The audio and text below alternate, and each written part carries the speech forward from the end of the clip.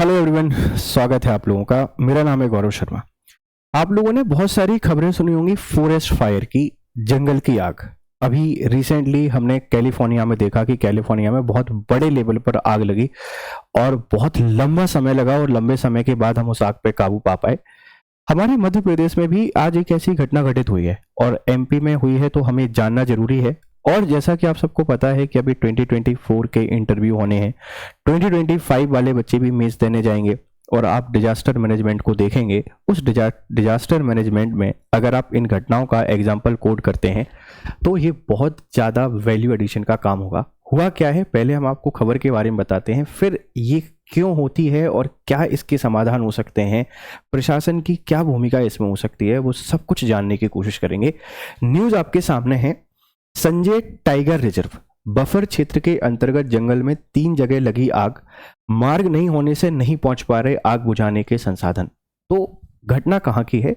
Sanjay tiger reserve.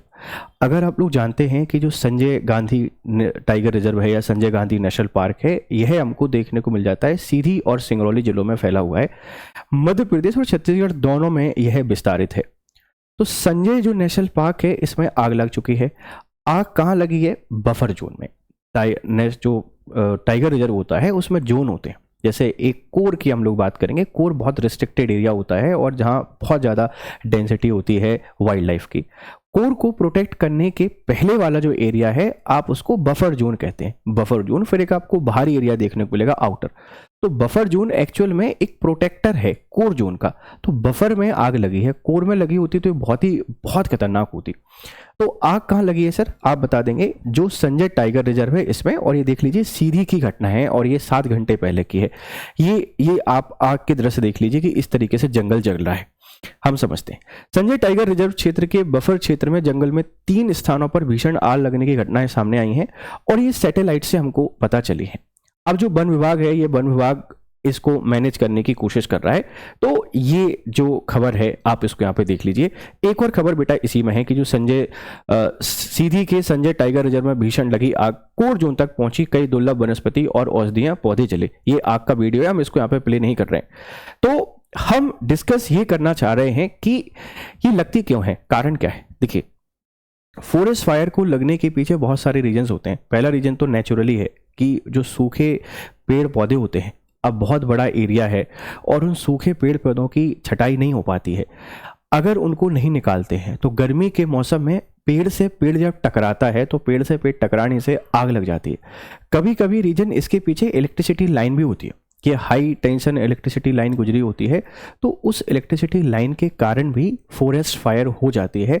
और sometime reasons ऐसा भी होता है कि नॉर्मल ह्यूमन लोग जैसे लोग गुजर रहे हैं और उनके द्वारा बीड़ी या सिगरेट को फेंक दिया गया है, कहीं किसी एरिया में फेंका गया और वो आग फैल कर वहाँ तक पहुँच जाती है। तो इसके कई सारे कारण हैं, नेचुरल कॉजेज भी हैं और मैन मेड कॉजेज भी हैं। लेकिन इनसे नुकसान क्या है सर? बहुत सारा नुकसान है। देखिए, एक तो बायोडाइवर्सिटी का लॉस है। जंगल की आग है, कहाँ तक फैली है, कितना जंगल जला है, हमको तो पता ही नहीं चल पाता ना। जैव विविधता वैसे भी इतना मुश्किल हो चुका है अभी के समय पर, और ये आग उसको और तबाह कर रही है। बहुत सारी वाइल्ड लाइफ खतरे में आ जाती हैं। ऐसे बहुत सारे जीव हैं जिनको पता ही नहीं है, वो बैठे हुए हैं, आग लग चुकी है, वो उसमें झुलस जाते हैं, जल जाते हैं, उनके जो फूड है वो फूड खराब हो जाता है। तो बायोडाइवर्सिटी पे लॉस होता है, वाइल्ड लाइफ पे लॉस होता है, और जंगल जो फ्लोरा हमारा है वो भी ऑलमोस्ट बर्बाद हो ही रहा है। और इसके चपेट में अगर आमजन भी आ जाते हैं, गांव तक ये पहुंच जाती है, फसलों तक ये पहुंच जाती हैं, तो इसके कारण बहुत सारी फसलों का नुकसान भी हमको देखने को मिलता है। अब सर क्या करना चाहिए? करना ये चाहिए कि जो वन विभाग है, इस वन विभाग को समय समय पर जो सूखे पेड़ हैं उन सूखे पेड़ों को अलग करना चाहिए। ये बहुत जरूरी है। वैसे भी वन विभाग आप जानते हैं कि जो अच्छे पेड़ होते हैं उनके साथ तो क्या करती है, लेकिन जो सूखे पेड़ हैं उन सूखे पेड़ को अलग कर दीजिए।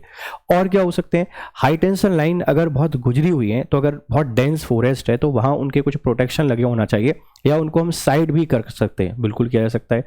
आमजन लोगों को समझाएं कि आप जब जंगल से निकलें तो किसी भी तरीके के ऐसे पदार्थ लेकर नहीं जाएं जिनसे आग लग सकती हो। संजय टाइगर रिजर्व बेटा सीधी में है, एक नेशनल पार्क है और साथ में प्रोजेक्ट टाइगर के अंतर्गत भी आता है। बायोडाइवर्सिटी का बहुत बड़ा हॉट स्पॉट है मध्य प्रदेश के लिए। टूरिज्म भी आपको यहाँ पे देखने को मिल जाता है। यहाँ टाइगर भी है, डिफरेंट टाइप के आपको स्पीसीज देखने को मिलेंगी जो वाइल्ड लाइफ है उनकी। ठीक है, तो सीधी की ये खबर है और आपके एग्जाम के पॉइंट ऑफ व्यू से इंपॉर्टेंट है, क्योंकि अगर मान लीजिए ऐसे पूछा गया कि अभी रिसेंटली एक टाइगर रिजर्व चर्चा में था जिसमें आगजनी की घटनाएं घटित हो गई थी, वह टाइगर रिजर्व कौन सा है, आप बता देंगे वह संजय टाइगर रिजर्व है। इंटरव्यूअर तो इतनी ऐसी हरकतें भी करते हैं, आपसे पूछ सकते हैं कि किस जोन में आग लगी थी, तो हमको पता होना चाहिए बफर जोन में आग लगी थी, और बफर में लगी है तो कोर तक पहुंच जाएगी, और कोर बहुत ही हाईली रिस्ट्रिक्टेड एरिया होता है, आप इस बात को ध्यान रखेंगे।